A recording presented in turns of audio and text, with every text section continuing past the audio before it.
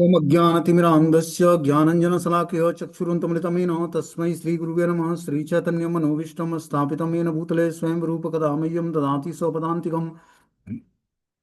वन्देऽहं श्रीगुरु श्रीयुतपदकमलं श्रीगुरून् वैष्णवाचं श्रीरूपं साग्रजातं सगण रघुनाथान्वितं तं सजीवं साद्वैतं सावधूतं परिजनसहितं कृष्णचैतन्यदेवं श्रीराधाकृष्णपादान् सगण ललिता श्रीविशाखान्विताश्च अनर्पितचरिचरात् करुणावतीर्णोकलौ समर्पित उन्नतुजुल स्वभक्ति श्रियं हरिपुरोट सुंदर गुतकदम्ब संदीपितं सदा हृदय कंदरे स्फुरत्वा सुचिनंदनम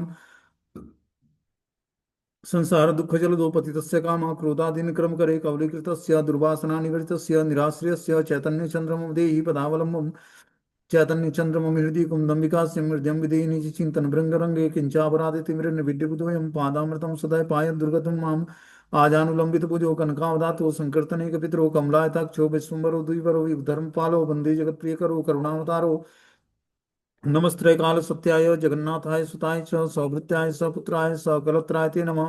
अतीर्णो साकरुण्यो परिचिन्नो सदीश्वर श्रीकृष्ण चैतन्य नित्यानंदो द्वय भ्रातरम भजे स जयतु विशुद्ध विक्रमम कनकाभ्यम कमलायते क्षणम भर्जानुनम विलंबितम खड्भुज बहुधा भक्ति रसाभिनर्तकम जयतु जयतु देव कृष्ण चैतन्य चंद्रो जयतु जयतु कीर्तितस्य नित्या पवित्रम जयतु जयतु वृत्तस्य विश्वेशमूर्ति जयतु जयतु नृत्यत्वस्वरूपा प्रियाणां पञ्चतत्त्वात्मकं कृष्णं भक्तरूपा स्वरूपकं भक्तावतारं भक्ताख्यं नमामि भक्तिशक्तिकम् नित्यानंदम नमस्तुभ्यं प्रेमानंदप्रदायते कलवकल्मषस्य नाशाय जानवीपतये नमः। नमो महावदन्याय कृष्ण प्रेम प्रदायते कृष्णाय कृष्ण चैतन्य नामिने गौरद्विष नमः। हे कृष्ण कृष्ण करुणा सिंधु दीनबंधु जगतपतये गोपेश गोपिका कांत राधा कांत नमस्तुते। तप्त कांचन गौरांगे श्री राधे वृंदावनेश्वरी बृषभानु सुते देवी प्रणमामि हरिप्रिये। वाञ्छाकल्पतरुभ्यश्च कृपा सिन्धुभ्येव च पतितानां पावनेभ्यो वैष्णवेभ्यो नमो नमः। जय श्री कृष्ण चैतन्य प्रभु नित्यानंद श्री अद्वैत गदाधर श्रीवासादि श्री गौर भक्तवृंद। हरे कृष्णा कृष्ण कृष्ण हरे हरे हरे राम राम राम हरे हरे। अब आज भगवान श्री चैतन्य महाप्रभु का हम लोग कैश्वरी लीला का वर्णन सुनेंगे इस क्लास के माध्यम से।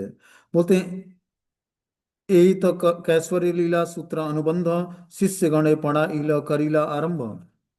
श्री चैतन्य महाप्रभु अभी 11 वर्ष की आयु में विद्यार्थियों को पढ़ाने लगे। यहीं से उनकी कैशोरी अवस्था प्रारंभ हो गई। अब महाप्रभु चैतन्य देव अभी 11 वर्ष के हुए हैं, ठीक है ना। बाल लीला और प्रौगंड लीला समाप्त करके अब कैशोरी अवस्था को प्राप्त हो गए हैं। अब कैशोरी अवस्था में क्या लीलाएं संपन्न करते हैं उसके बारे में हम लोग सुनेंगे। बोलते हैं सत सत शिष्य संगे सदा अध्यापन व्याख्या सुनी सर्वलोकेर चमकित मन। जब महाप्रभु शिष्य बने शिक्षक बने तो अनेकानेक विद्यार्थी उनके पास आने लगे और हर विद्यार्थी उनकी व्याख्या की शैली सुनकर आश्चर्यचकित रह जाता। तो महाप्रभु अब शिक्षक के रूप में लीलाएं संपन्न कर रहे हैं और जितने भी विद्यार्थी सुनते हैं उनके बारे में सब आश्चर्यचकित होकर महाप्रभु की बोलने की शैली और पढ़ाने की शैली देखकर आश्चर्यचकित रह जाते हैं। सर्वशास्त्र सर्व पंडित पाए पराजय विनय भंग कारो दुख नाही हय। महाप्रभु के ने शास्त्रार्थ में सभी प्रकार के पंडितों को हराया, तथापि कोई भी पंडित महाप्रभु की विनयशीलता के कारण दुखी नहीं हुआ। तो महाप्रभु ने अनेक पंडितों को शास्त्रार्थ में हरा दिया, लेकिन वो इतने विनयशील थे कि किसी को दुखी नहीं करते अपने पांडित्य से। हार तो जाता अगला व्यक्ति, लेकिन उनसे दुखी नहीं होता। बहुत ही विनय पूर्वक महाप्रभु उसको डिबेट करते हैं। जब महाप्रभु शिक्षक थे तब वे गंगा के जल में अनेक प्रकार की क्रीड़ाएं करते थे। कुछ दिनों के बाद महाप्रभु पूर्व बंगाल गए और जहां जहां गए उन्होंने वहां वहां संकीर्तन आंदोलन का सूत्रपात किया। अब महाप्रभु शिक्षक के साथ साथ अब संकीर्तन आंदोलन का सूत्रपात भी करते हैं।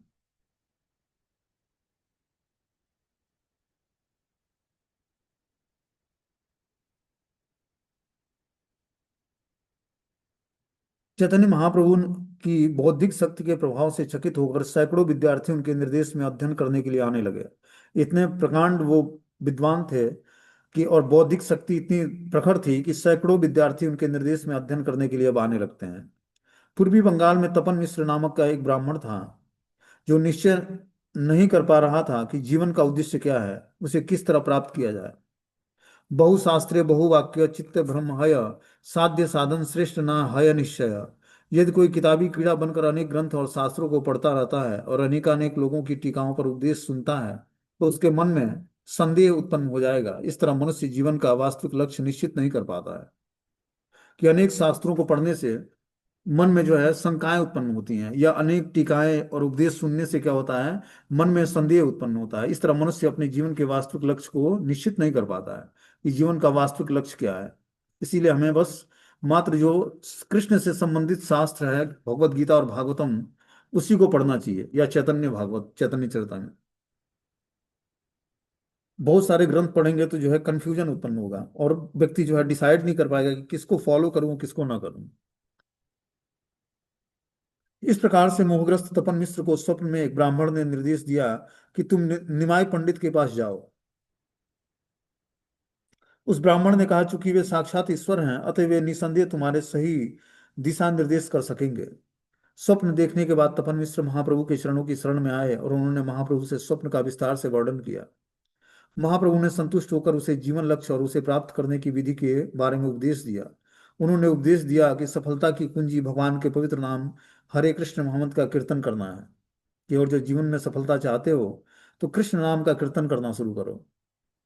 इस तरह से महाप्रभु ने उनको संतुष्ट होकर जीवन लक्ष्य के बारे में उपदेश दिया। किसको? तपन मिश्र को, जो कि अपने वास्तविक रास्ते से भटक चुके थे। बोलते हैं, कृष्ण महानामृत आंदोलन चैतन्य महाप्रभु के इस उपदेश पर आधारित है। मनुष्य को नियमित रूप से विधि विधानों के अनुसार हरे कृष्ण मोहम्मद का कीर्तन करना चाहिए, और इस प्रकार वो अपने जीवन लक्ष्य की तरफ आगे बढ़ता जाएगा। तपन मिश्र की इच्छा थी कि वह महाप्रभु के साथ नवद्वीप में रहे, किंतु महाप्रभु ने उसे वाराणसी जाने के लिए कहा। तो तपन मिश्र की एक ही इच्छा थी कि वो नवद्वीप में ही महाप्रभु के साथ रहें, लेकिन महाप्रभु ने उन्हें वाराणसी जाने का आदेश दिया। महाप्रभु ने तपन मिश्र को आश्वस्त किया कि तुम वाराणसी में, मैं पुनः तुमसे वाराणसी में मिलूंगा। यह आज्ञा पाकर तपन मिश्र वहां पर चले गए। श्री चैतन्य महाप्रभु की अचिंत्य लीलाओं को मैं नहीं समझ सकता, क्योंकि तपन मिश्र महाप्रभु के साथ नवद्वीप में रहना चाहते थे, किंतु महाप्रभु ने उन्हें वाराणसी जाने का आदेश दिया। इस प्रकार से श्री चैतन्य महाप्रभु ने पूर्वी बंगाल के लोगों को हरि नाम अर्थात हरे कृष्ण मोहम्मद का कीर्तन में दीक्षित करके उन्हें शिक्षा देकर विद्वान बनाकर उन पर बड़ा उपकार किया। तो महाप्रभु ने अब हरे कृष्ण मोहम्मद का कीर्तन करा के लोगों को दीक्षा प्रदान किया, और विद्वान बनाकर उनको बड़े बड़े अलग अलग जगहों पर उनको भेजा। बोलते हैं कि श्री चैतन्य महाप्रभु के चरण चिन्हों का अनुसरण करते हुए कृष्ण महानामृत आंदोलन हरे कृष्ण मोहम्मद का महामंत्र का वितरण कर रहा है। और इस प्रकार चैतन्य महाप्रभु की कृपा से ये महामंत्र हर जगह व्याप्त होता जा रहा है। यही मत्त बड़े प्रभु करे नाना लीला, यथा नवदीप लक्ष्मी भी रहे दुखी हैला। महाप्रभु पूर्वी बंगाल में नाना प्रकार के प्रचार कार्य में लगे हुए थे, अतः उनकी पत्नी लक्ष्मी देवी अपने पति के विरह में घर पर अत्यंत दुखी थी। तो महाप्रभु का विवाह, हमने कल विवाह लीला बताया था। तो माता लक्ष्मी प्रिया से उनका विवाह हुआ था, लेकिन महाप्रभु प्रचार कार्य में इतने व्यस्त रहते थे कि लक्ष्मी प्रिया माता को वो टाइम नहीं दे पाते थे। इस कारण से वो बहुत ही व्यथित रहती थी, दुखी रहती थी। प्रभुर विरह सर्प लक्ष्मीर दशीला, विरह सर्प विषे तार परलोक हिला। विरह रूपी सर्प ने लक्ष्मी देवी को डस लिया, इसके विष के कारण उनका देहांत हो गया। इस तरह वे परलोक सिधार गई और वे भगवत धाम वापस चली गई। तो माता लक्ष्मी प्रिया भगवान के विरह में क्या करती हैं? शरीर त्याग देती हैं, क्योंकि महाप्रभु प्रचार कार्य में इतने व्यस्त हो जाते हैं कि वो भूल गए कि मैं किसी का पति भी हूँ। और इधर लक्ष्मी प्रिया माता जी को विरह रूपी विष ने डस दिया, सर्प ने डस दिया, और उस विष के कारण उनका देहांत हो गया, और वो परलोक सिधार गई और भगवत धाम वापस चली गई। बोलते हैं, अंतरे जानीला प्रभु याते अंतर्यामी, देसेरा आईला प्रभु सची दुख जानी। लक्ष्मी देवी के तिरोधान को महाप्रभु जान गए, क्योंकि वे स्वयं परमात्मा हैं। इस तरह वे अपनी माता सची देवी को सांत्वना देने घर लौट आए, जो अपनी पुत्र वधु के देहावसान के कारण अत्यंत दुखी थी। तो महाप्रभु को पता लगा कि जो है हमारे न रहने पर लक्ष्मी प्रिया शरीर त्याग दिए हैं। तो महाप्रभु लौट आते हैं, जो कि परमात्मा रूप में सबके हृदय में विराजमान है। तो सची माता को सांत्वना देने के लिए और पुत्र वधु के देहावसान के कारण अत्यंत दुखी थी। इस कारण से महाप्रभु प्रचार कार्य से को स्थगित करके लौट आते हैं। जब महाप्रभु प्रचुर धन और अनेक अनुयायियों के साथ घर लौटे, तो उन्होंने सची देवी के शोक से छुटकारा दिलाने के लिए उन्हें दिव्य ज्ञान का उपदेश दिया।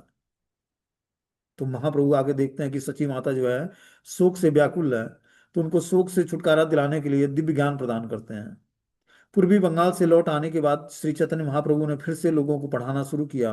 अपनी शिक्षा के बल पर उन्होंने हर एक पर विजय प्राप्त की, और इस तरह वे अपने अधिक गर्व का अनुभव करने लगे। तो इस प्रकार महाप्रभु अब क्या करते हैं, फिर से पूर्वी बंगाल से लौट आने के बाद चैतन्य महाप्रभु अब पढ़ाना शुरू करते हैं फिर से। और बता रहे हैं कि अपनी शिक्षा के बल पर उन्होंने हर एक पर विजय प्राप्त की, और इस तरह वो अधिक गर्व का अनुभव करने लगे। तबे विष्णुप्रिया ठाकुरानी परिणय, तबे त करीला प्रभु दिग्विजय जय। बाद में चैतन्य महाप्रभु ने लक्ष्मी देवी विष्णुप्रिया से विवाह किया, और उसके बाद उन्होंने केशव कश्मीरी नामक दिग्विजयी विद्वान को पराजित किया। तब उनका विवाह जो है लक्ष्मी प्रिया जब वो का देहांत हो जाता है तो विष्णु प्रिया माता से होती है। विष्णु प्रिया माता से विवाह इनका तब होता है जब ये माता जो है, सची माता गंगा स्नान करने जाती थी, ठीक है ना। तो विष्णु प्रिया भी गंगा स्नान करने जाया करती थी, और उसी समय इनका मिलन हुआ था विष्णु प्रिया का सची माता से। और फिर आगे चलकर विष्णु प्रिया माता का विवाह चैतन्य महाप्रभु से होता है। और फिर उसके बाद उन्होंने एक केशव कश्मीरी नामक पंडित था, उसको परास्त किया था महाप्रभु ने। केशव कश्मीरी जो है दिग्विजयी पंडित था। ये बताने कि एक दिन केशव कश्मीरी नामक कोई दिग्विजयी पंडित देश के विभिन्न स्थानों के पंडितों को पराजित करता हुआ अभिमान के शिखर पर बैठकर नवद्वीप में उपस्थित हुआ। कि केशव कश्मीरी नामक एक ब्राह्मण था, पंडित था, वो क्या किया था, पूरे संसार से जितने भी शास्त्रार्थ करने वाले लोग थे उन सबसे जो है विजय पत्र साइन करा रखा था, और सबको हरा रखा था शास्त्रार्थ में। अब वो नवद्वीप में उपस्थित होता है। वो जानता था कि इस समय विद्या का प्रधान केंद्र नवद्वीप है, अतः उसने सोचा कि जब तक मैं नवद्वीप के पंडितों को पराजित न कर दूं तब तक मेरी विजय यात्रा पूर्ण नहीं मानी जाएगी। ऐसा विचार करके वो नवद्वीप में उपस्थित हुआ। नवद्वीप के घर घर में एवं पंडितों की सभा में यह समाचार जंगल की आग की तरह फैल गया कि देश के समस्त पंडितों को पराजित करता हुआ सरस्वती देवी का पुत्र एक दिग्विजयी पंडित केशव कश्मीरी नामक वो पंडित नवद्वीप में आया हुआ है। इस कारण से पंडित समाज चिंता में डूब गया। पंडित लोग विचार करने लगे कि जिसकी जीवा पर माता सरस्वती स्वयं विराजमान है उसे कोई मनुष्य कैसे पराजित कर सकता है। इस समय नवद्वीप के पंडित समस्त भारतवर्ष में श्रेष्ठ माने जाते हैं, परंतु आज यदि हम लोग इस पंडित से पराजित हो जाते हैं तो यह हमारे लिए अत्यंत लज्जा का विषय होगा। अब सारे नवद्वीप के जितने भी विद्वान थे उनको बहुत चिंता हुई कि जिसकी जीवा पर स्वयं सरस्वती विराजमान है और वो सरस्वती माता का पुत्र कहा जाता है, उससे कौन शास्त्रार्थ करेगा। और अगर जो हम लोग पंडित उस पंडित से पराजित हो जाते हैं तो नवद्वीप जो है भारतवर्ष में सबसे श्रेष्ठ जगह है पंडितों का। तो हम लोग को बहुत ही लज्जा का विषय होगा कि अगर जो हम लोग उस पंडित से हार जाते हैं तो। इस प्रकार हजारों अध्यापक अपना अपना कार्य छोड़कर इसी विषय में चिंता करने लगे। यह समाचार प्रभु के छात्रों ने भी प्रभु को सुनाया कि एक दिग्विजयी पंडित माता सरस्वती को वश में करके समस्त पंडितों को पराजित कर उनसे जयपत्र लिखवाते हुए नवद्वीप में उपस्थित होकर अपने प्रतिद्वंदी चाहता है। उसका कहना है कि यदि नवद्वीप के पंडित का सामर्थ्य है तो वे उसके साथ शास्त्रार्थ करें, अन्यथा जयपत्र लिख कर दे दें कि हम लोग हार गए हैं। इस प्रकार वो नवद्वीप में आकर सारे विद्वान ब्राह्मणों को चैलेंज करने लगा।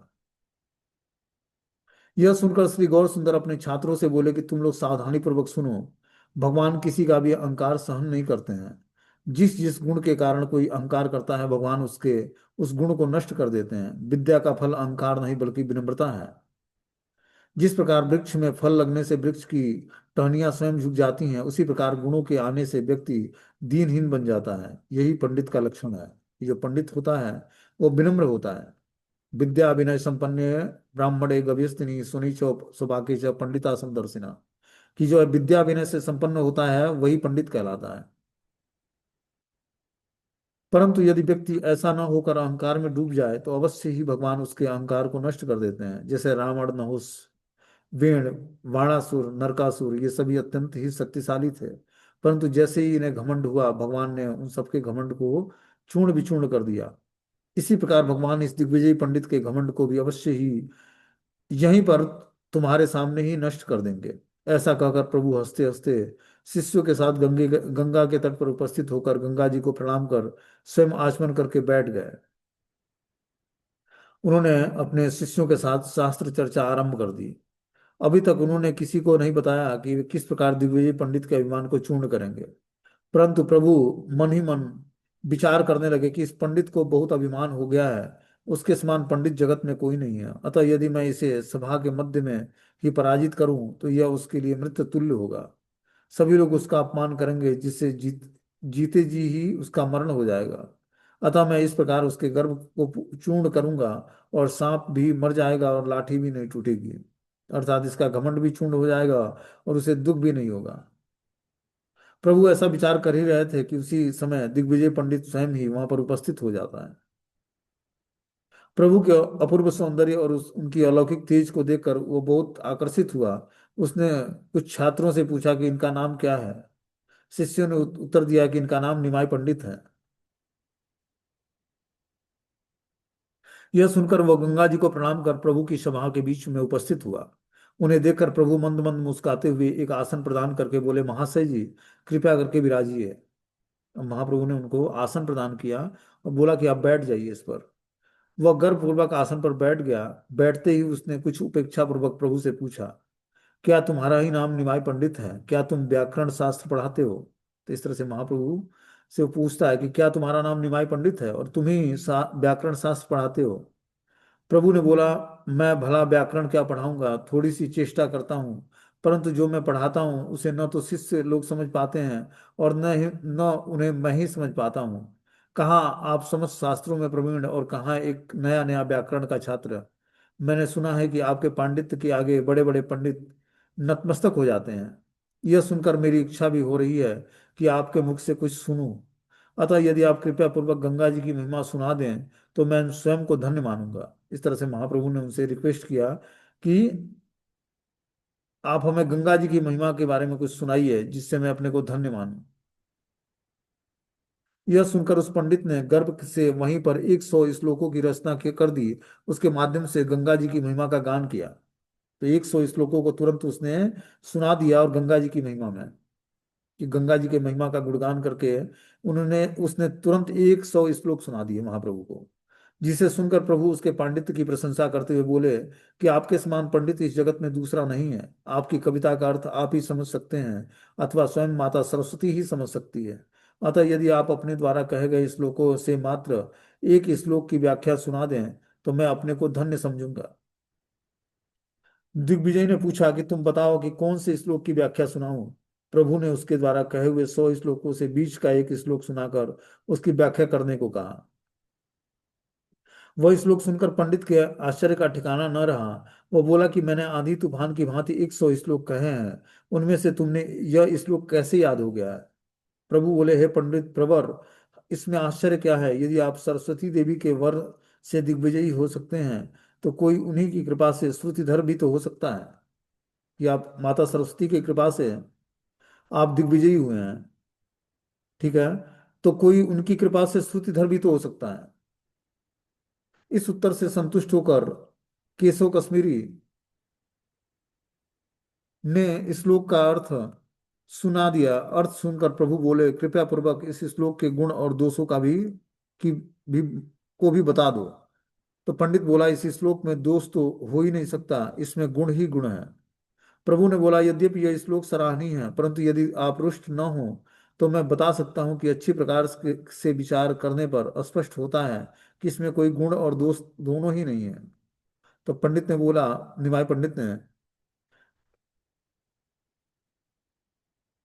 तो उस पंडित ने बोला, जो केशव कश्मीरी था, वो बोलता है कि यह संभव नहीं है कि मेरे श्लोक में कोई दोष हो। मैंने जो कुछ कहा है वो वेदों का भी सार है। तुम तो एक साधारण व्याकरण के अध्यापक हो। तुमने अलंकार शास्त्र तो पढ़ा ही नहीं है, फिर तुम क्या जानोगे कि अलंकार इत्यादि के विषय में?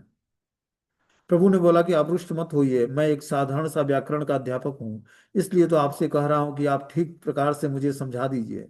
यद्यपि मैंने अलंकार शास्त्र नहीं पढ़ा है, परंतु सुना अवश्य है, इसलिए आपके श्लोक में गुण और दोष दोनों ही देख रहा हूँ। अब वो कृष्ण कश्मीरी नामक पंडित बोलता है, ठीक है, तुम ही बताओ कि मेरे श्लोक में क्या क्या दोष और गुण हैं। यह सुनकर प्रभु ने उस श्लोक के में 5 दोष और 5 गुण दिखा दिए। जिसे सुनकर दिग्विजय पंडित अवाक रह गया।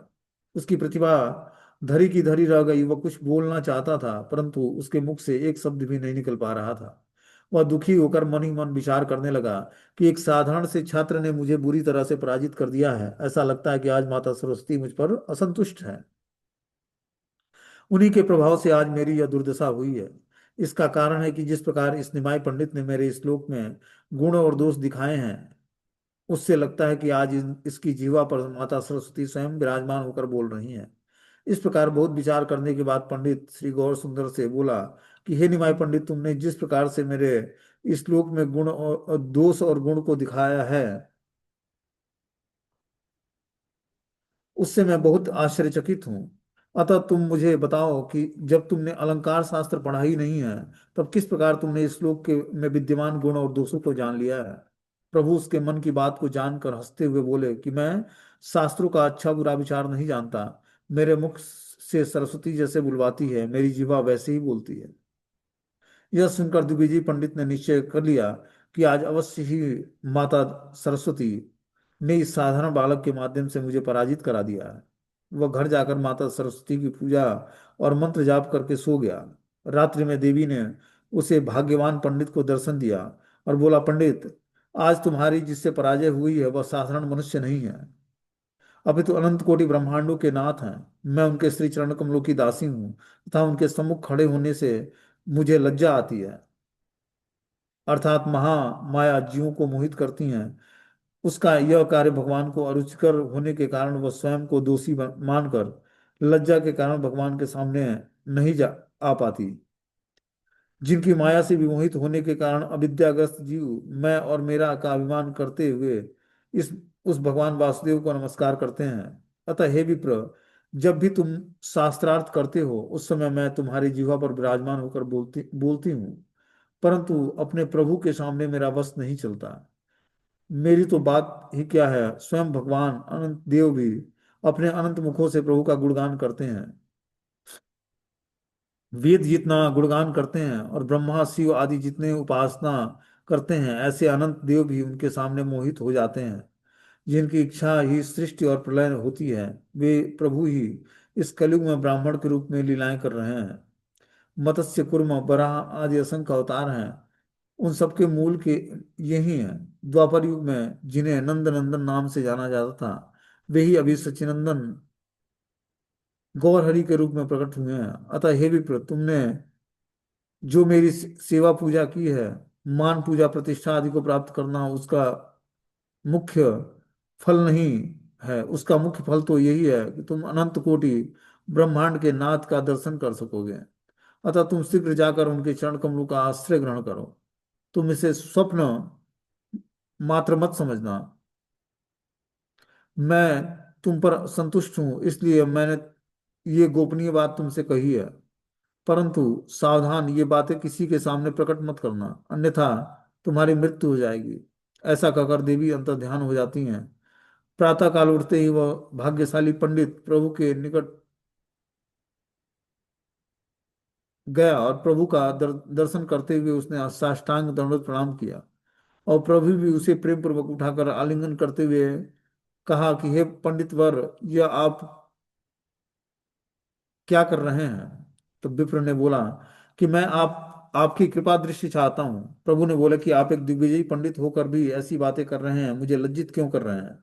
तो विप्र ने बोला कि हे प्रभु, आपकी कृपा से ही समस्त प्रकार की सिद्धियां प्राप्त हो सकती हैं। इस कलयुग में ब्राह्मण रूप में आप साक्षात श्री कृष्ण हैं, परंतु आपकी कृपा के बिना आपको आपको कौन पहचान सकता है।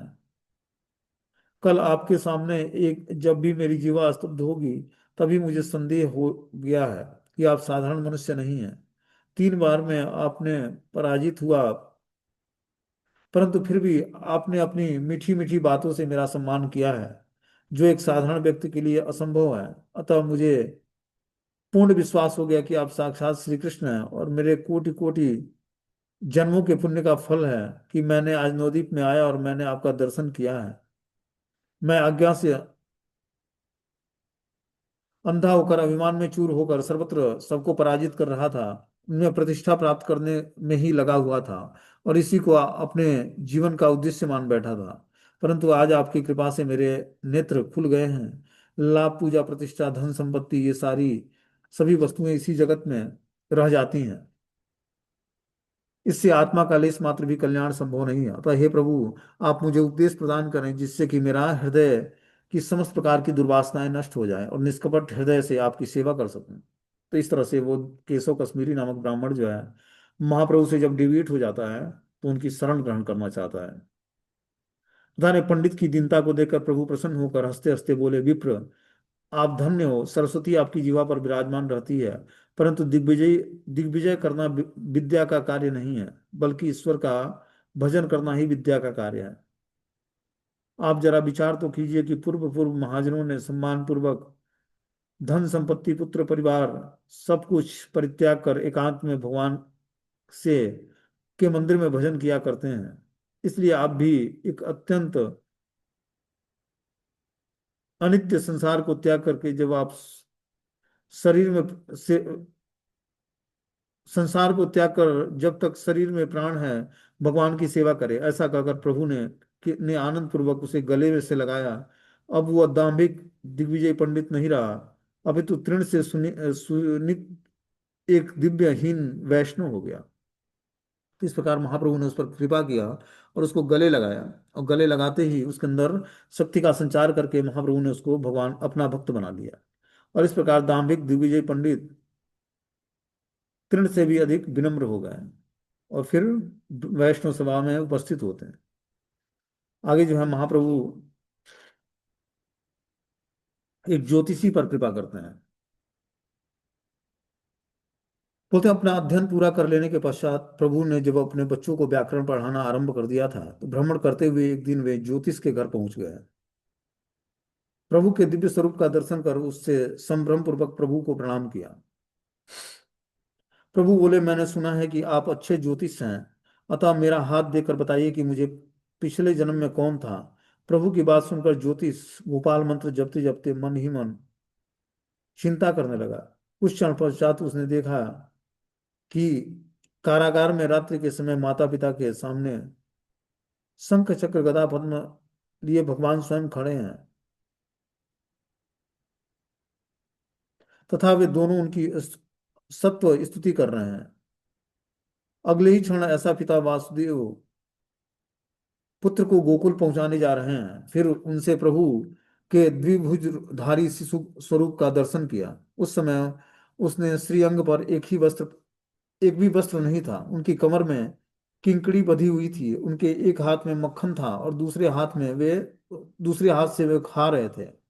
वह ब्राह्मण बालक गोपाल का उपासक था और गोपाल मंत्र का जप किया करता था। इसलिए प्रभु ने अपने इष्ट देव गोपाल का दर्शन कर कर आश्चर्यचकित हो गया। उसी समय दृश्य बदल गया। अब उसने देखा कि भगवान त्रिभंग रूप में खड़े होकर मुरली बजा रहे हैं और गोपियां गोपियां उन्हें चारों ओर से घेर कर नाना प्रकार के वाद्य यंत्रों के साथ गान कर रही है। इस अद्भुत दृश्य को देखकर उस ज्योतिष के ने विस्मय किया कि हो न हो अपनी आंखें खोलकर देखा तो देखा तो पाया कि सामने कोई नहीं, एकमात्र प्रभु बैठे हैं। इसलिए वह मन ही मन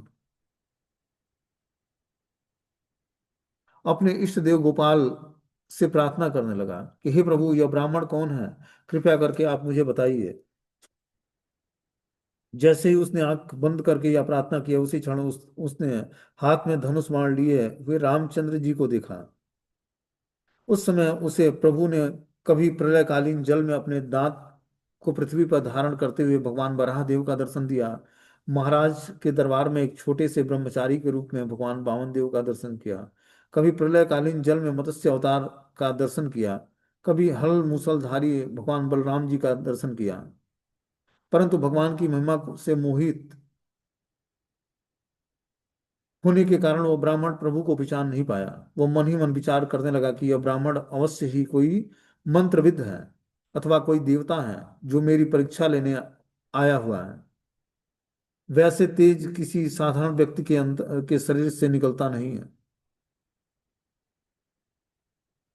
उसे इस प्रकार विचार मांग में देखकर श्री गौर सुंदर ने उनसे पूछा कि हे ज्योतिष, मैं पूर्व जन्म में कौन था और तुमने अपने विद्या के द्वारा